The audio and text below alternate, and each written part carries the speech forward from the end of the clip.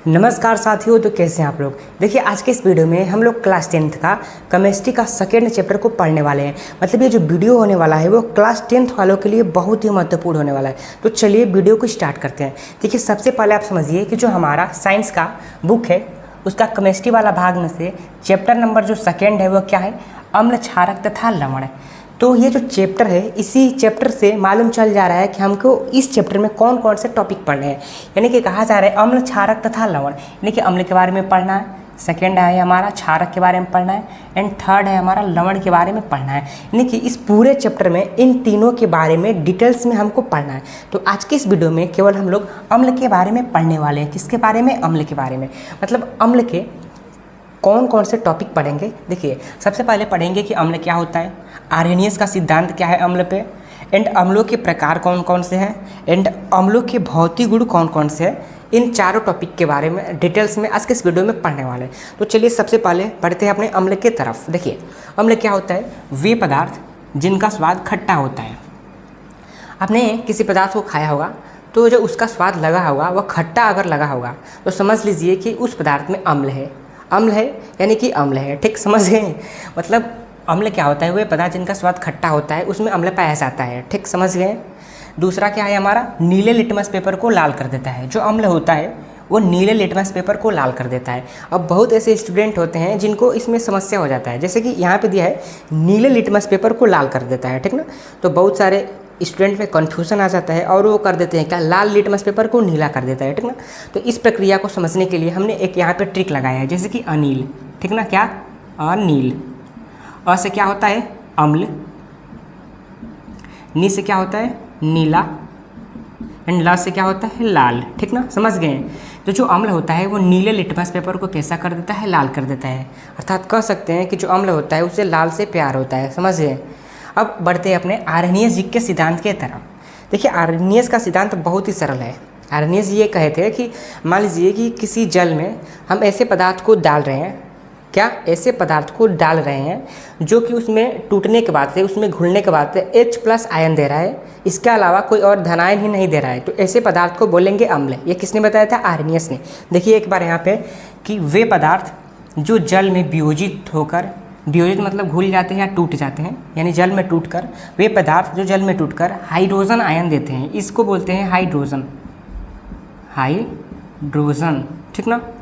तो वे पदार्थ जो जल में वियोजित होकर हाइड्रोजन आयन देते हैं तथा हाइड्रोजन आयन के अलावा कोई और धनायन नहीं देते हैं, क्या कोई और धनायन नहीं देते हैं, तो ऐसे पदार्थ को हम लोग बोलेंगे अम्ल। ये किसने बताया था? आर्हेनियस ने बताया था, ठीक ना।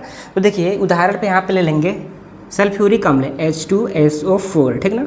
इसमें आपको क्या दिख रहा है, इसमें आपको क्या दिख रहा है, जब इसको जल में डालेंगे तो ये वियोजित होगा तो किसका निर्माण करेगा, H+ हाइड्रोजन आयन प्लस में SO4 2-, ठीक ना। तो आप यहाँ पे देखिए हाइड्रोजन धनायन दिया है कि नहीं, इसके अलावा कोई और इसमें धनायन दिख रहा है? नहीं दिख रहा है। तो यही बात आर्हेनियस जी ने कहा था कि यदि कोई पदार्थ अम्ल है तो वो जब जल में टूटेगा तो हाइड्रोजन आयन ही देगा, उसके अतिरिक्त कोई धनायन नहीं देगा। तो यहाँ पे कहाँ दिया है, यही तो दिया है ना।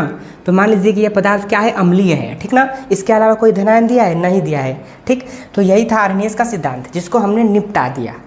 अब बढ़ते हैं अपने अम्लों के प्रकार की तरफ। देखिए ये जो अम्लों के प्रकार है ना, इसे MCQ 2 नंबर में क्वेश्चन मतलब हर बार मिलेंगे आपको बोर्ड एग्जाम में, तो इसको आप बढ़िया से देखिएगा। देखिए अम्लों के प्रकार में हमारे 2 प्रकार का है, प्रबल अम्ल एंड दुर्बल अम्ल। तो सबसे पहले पढ़ते हैं प्रबल अम्लों को, ठीक ना। देखिए प्रबल अम्ल बहुत ही सिंपल है। देखिए इसका नाम है प्रबल। प्रबल मतलब मजबूत, क्या? प्रबल मतलब मजबूत है, ठीक ना। बट ये मजबूत है नहीं, इसके नाम के उल्टा है। देखिए कैसे कि वे अम्ल, क्या? वे अम्ल जो जल में आयनित व वियोजित हो जाते हैं, ठीक ना। जो जल में आयनित व वियोजित हो जाते हैं। आयनित का मतलब क्या होता है, उसमें चार्ज आ जाता है, और क्या हो जाते हैं, वियोजित मतलब टूट जाते हैं। ऐसे अम्ल को हम लोग बोलते हैं क्या, प्रबल अम्ल। प्रबल अम्ल यानी कि जल में टूटना नहीं चाहिए नाम के हिसाब से, बट वो टूट जाता है। आप इसे याद कर सकते हैं, ठीक ना, कि प्रबल अम्ल वे अम्ल जो जल में आयनित व वियोजित हो जाते हैं, ऐसे अम्ल को बोलते हैं प्रबल अम्ल। इसका एग्जाम्पल क्या है, देखिए H2SO4 HCl HNO3, ये क्या है, ये तीनों हैं जो प्रबल अम्ल के एग्जाम्पल है। तो देखिए आप एक गलती कभी मत कीजिएगा, ये जो प्रबल अम्ल है ना, इसके एग्जाम्पल को आप ना याद करने का कभी गलती मत कीजिएगा, यह बहुत ही इम्पोर्टेंट है, क्या मोस्ट इम्पोर्टेंट है, ठीक ना। आप इसको भूल नहीं सकते हैं, ठीक ना, अगर एग्जाम में अच्छा नंबर लाना है तो। प्रबल अम्ल क्लियर हो गया। सेकेंड क्या है हमारा, दुर्बल अम्ल। दुर्बल अम्ल क्या कहता है, देखिए दुर्बल, नाम इसका दुर्बल का है लेकिन काम इसका प्रबल का है, समझ गए, उल्टा है। जैसे दुर्बल अम्ल क्या होता है कि वे अम्ल जो जल में पूर्णतः आयनित व वियोजित नहीं होते हैं, जल में इतनी आसानी से उसका चार्ज नहीं आएगा और इतनी आसानी से वह जल में टूटेगा नहीं, ठीक ना। तो ऐसे अम्लों को बोलते हैं क्या, दुर्बल अम्ल। जैसे इस अम्लों को अगर प्राप्त करना होता है तो कैसे हम प्राप्त करते हैं, पादप व जीव जंतुओं से, ठीक ना। जो प्रबल अम्ल था इसको कैसे प्राप्त करते थे, खनिजों से प्राप्त, जो खनिजों से प्राप्त अम्ल है होता है उसको बोलते हैं क्या, प्रबल अम्ल। जो जीव जंतु पादप से प्राप्त अम्ल होता है उसको क्या बोलते हैं, दुर्बल अम्ल। समझ गए ना, इसको एमसीक्यू में पूछ सकता है। अब दुर्बल अम्ल का एग्जाम्पल क्या है, देखिए HCN, इसको आप याद कर लीजिए, रट लीजिए, ठीक ना, HCN। एन जो CH3COOH है, OOH। आप तो इस ट्रिक से, ये मतलब अगर दिया होगा, पूछा जाएगा कि आप दुर्बल अम्लों को छाटिए, तो अगर बीच में O दिख रहा है आपको तो आपको समझ जाना है कि क्या है, वो दुर्बल अम्ल है, समझ गए ना। तो ये इन दोनों को आप ट्रिक से याद कर सकते हैं। एंड जो ये एक बचा है इसको आप रट सकते हैं, ठीक ना। तो इन तीनों को आप आसानी से याद कर लेंगे, समझ गए। यही था हमारा दुर्बल अम्ल। अब बढ़ते हैं अपने अम्लों की भौतिक गुण के तरफ। देखिए अम्लों का भौतिक गुण बहुत ही आसान है। जो आपने यहाँ पे अम्ल में याद किया था कि वे पदार्थ जिनका स्वाद खट्टा होता है एंड नीले लिटमस पेपर को लाल कर देते हैं, सेम इन्हीं दोनों को उठाकर आपके अम्लों के भौतिक गुण में लिख देना है। जैसे कि क्या, अम्ल जिनके स्वाद खट्टा होता है, नीले लिटमस पेपर को लाल कर देते हैं एंड इनकी जो प्रकृति होती है वो संक्षारण की प्रकृति होती है। संक्षारण मतलब क्या होता है, मान लीजिए लोहा है, लोहे पे जंग लग गया है तो नींबू काटकर अगर उस पर गिराएंगे तो वो क्या करेगा, जंग को हटाएगा, जंग का क्षय करेगा, जंग को काटेगा, ठीक ना। उसके बाद से साफ करेंगे तो ये वो जो एरिया होगा वो साफ हो जाएगा। तो इसी प्रकृति को बोलते हैं क्या, संक्षारण की प्रकृति, समझ गए। तो अम्लों में ये प्रकृति होता है, ठीक। देखिए किसी सरफेस को आप ही अपने घर में किचन में आपकी जो माँ होगी वो बर्तन को साफ कर रही होगी तो आप देखे होंगे कि जो साफ करने वाला डिटर्जेंट होता है उस पर लिखा होता है 100 नींबुओं की शक्ति।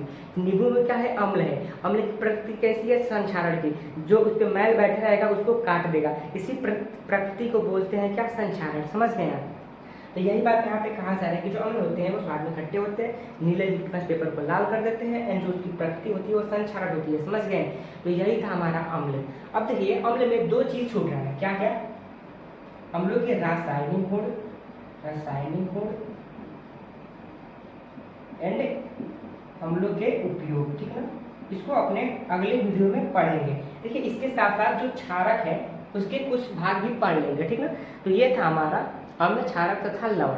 तो अगर आपको ये वीडियो अच्छा लगा होगा तो आप हमारे चैनल क्लास 10 वाले को सब्सक्राइब कर दीजिए इस प्रकार के वीडियो को देखने के लिए। तो देखिए एक बात और बताइए आप कमेंट में कि क्या हम आपको अच्छी प्रकार से एक्सप्लेन कर रहे हैं चीज़ों को। अगर आपको हाँ लगता है तो आप यस करिए, नो नहीं लगता है तो नो करिए, ठीक ना। आप रेट दीजिए जिससे हमको समझना है कि हम क्या कर रहे हैं। तो धन्यवाद, मिलते हैं नए वीडियो में।